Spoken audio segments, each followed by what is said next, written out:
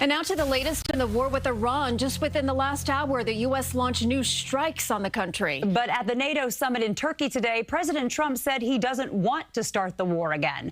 Dick Brennan joining us in studio now with the very latest. Dick? Well, Jessica and Christine, you might say it's mixed signals from the president. On the one hand, he says he thinks negotiations are over and strikes Iran tonight. But with the ceasefire on the verge of collapse, Trump also indicates it's not a return to war. They're evil people. They're sick people. They're mentally disturbed people. President Trump expressing his frustration over peace talks with Iran and signaling they may be done. As far as I'm concerned, it's over. I'll speak to our negotiators. They want to negotiate. They're good people. Steve Witkoff, Jared Kushner. But they have to come back to me. As far as I'm concerned, it's just a waste of time dealing with them. They're liars.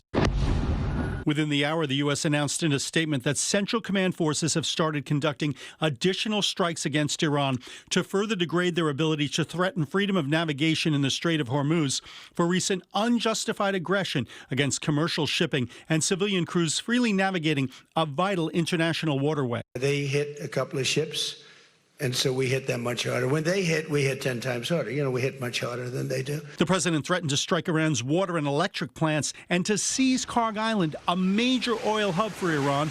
But Iran could respond elsewhere. I don't want us to forget that Iran does maintain control over a large network of global proxies.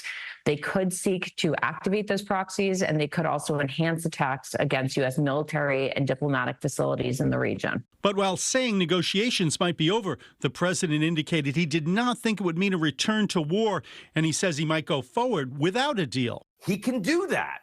He can choose to end the war, continue the ceasefire, and he can enforce a blockade if he wants as well. He can do all of those things without restarting a war that has been a profound failure for the United States and for Israel.